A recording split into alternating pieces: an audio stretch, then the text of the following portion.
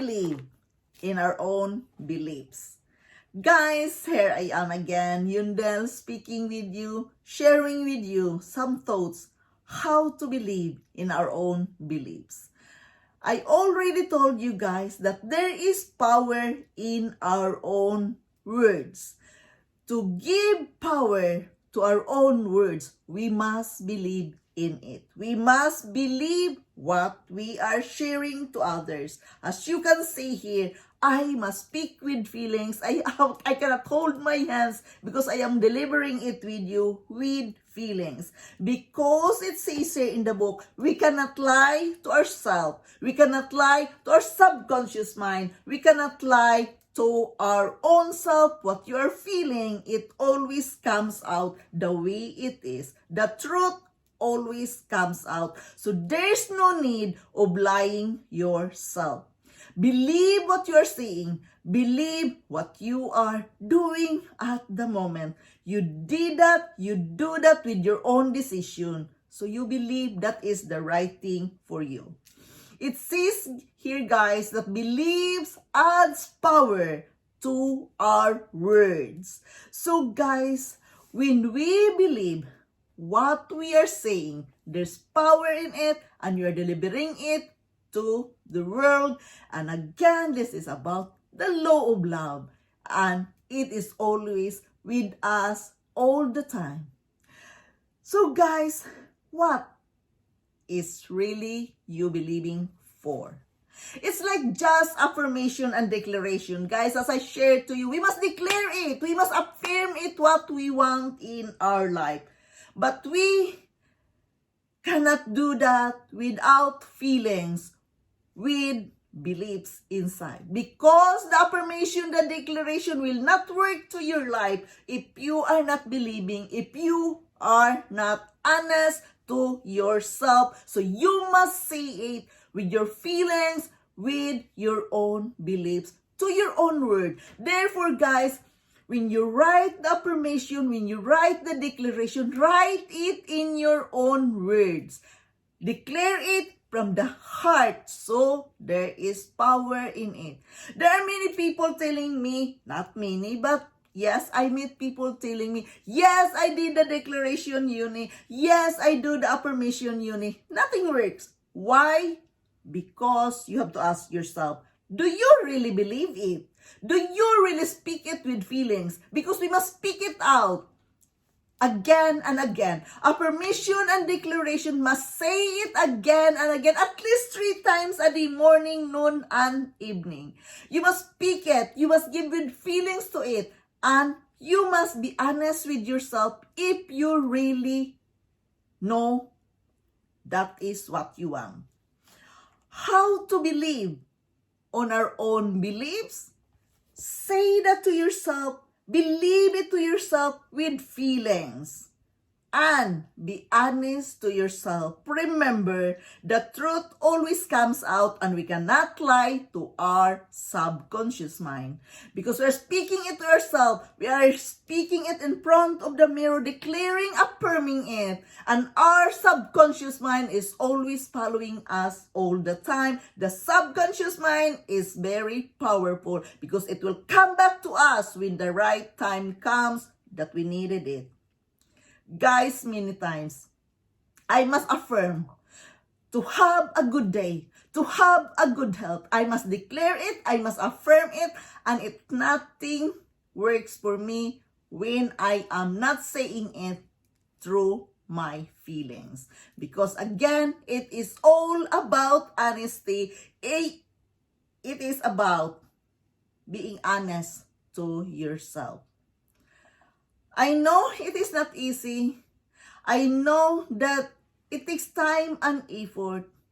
And some of the people here in this platform, which I am sharing, you must do this. You must say thank you 7 times. You must say, yeah, be grateful every day. They don't like to do that, or they don't feel like doing it. Much better you don't do it if you don't believe it. Because you must put belief on it to have power in it. If you want it will work to your life, you must do it with beliefs. Your words, you must believe in your words, and beliefs with feelings to deliver it to yourself. Talk with yourself in the mirror. I said, guys, it is all okay to talk with ourselves in the mirror. I know it is what it is. It's not easy. But if you want to believe in your own beliefs, you must do the effort to be honest with yourself, to be with yourself by simply being you. Be honest, speak it with feelings, feel the words when you say the affirmation, when you say the declaration, write it in your own words. As what I mentioned before in my videos, that you can write all the words, the grateful words, all the things you can be grateful for until you cry with your tears, because that is what you feel. That is what you want. Guys, believe me, I've been here in Norway for 30 years. It's 3 times already I bought my own place because I must build up little by little because I don't have the economy of it. So first, I bought my first apartment with 1 bedroom. Second, I bought my second apartment with 2 bedrooms, and this house is 3 bedrooms. 3 times I bought my own place to live here in Norway for my children without money at all. See, how can you buy things without money? Yes, I did the declaration. I did the affirmation. I must believe in my own beliefs that I can do it. I can buy I wish to have a 3-bedroom house because of my children so they can have their own place. I wish it. I wanted it. It takes me about 1 or 2 years declaring affirmation, doing the affirmation, believing in my own words that I can buy my own place with 3 bedrooms for me and to my 2 kids. Yes, guys, it is about belief. It is about believing what you are believes. So guys, again, create your own affirmation, declare your own declaration with feelings, with honesty, as we always heard.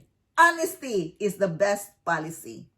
If I can buy the apartment, this house, with no money, I get out without the money, you can do that also as well. Of course, it is mortgage, yes, but you must have a down payment for it. Guys, but it is a long process. I must affirm it, I must declare it that this is what I want, so we have a place to live. Declare it from your heart so you can believe in your own beliefs. It is about the affirmation. If you are not saying this word with feelings, it doesn't work at all. Why? Because you don't put power in it. You are the one. You have the power within you. You are the one who will put the power within your words, with feelings, with honesty, through your sentences, declaring it. Again, it is okay to talk with yourself. It is okay to talk in front of the mirror. It is very powerful, guys, to talk in front of the mirror, declaring it, affirming it with honesty and with feelings. How to believe your own beliefs? Stand by in front on the mirror and declare the things you want to have in life, and imagine that these things is coming to you.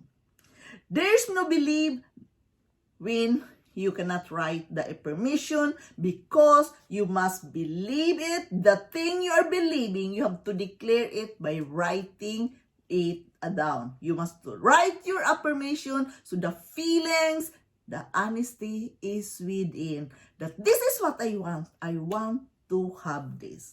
So guys, again, in every word we use, there is power in it, which expands to the universe and put it into action, and it comes back to you itself to have that thing you want. And it is all actions. You have to do the actions. You have to do the affirmation. You have to do the talking in front of the mirror. It sounds crazy, but it's very powerful. Stand by in front of the mirror and declare what you are believing for from your own writing. So guys, this is my share to you today.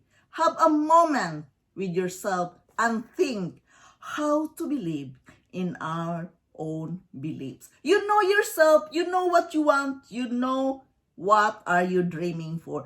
Keep on dreaming, keep on writing, declaring, affirming it, what you are believing, and believe in your own beliefs.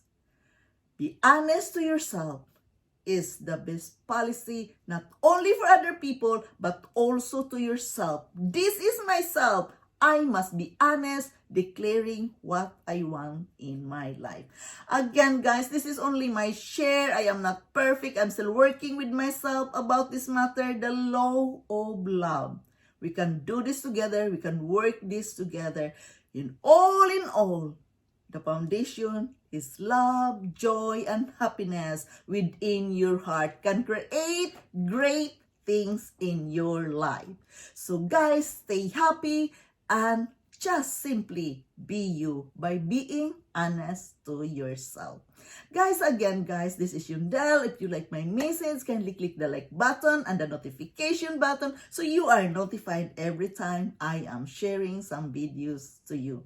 This is about self-development, some food for our soul and mind every day. We must keep on going in this journey. We are on this journey forever. I am here to serve you in a special way, and I am very grateful to each and every one of you. Thank you for following me. Kindly leave a comment so I can get back to you later. Thank you so much, guys. I love you all, and bye-bye.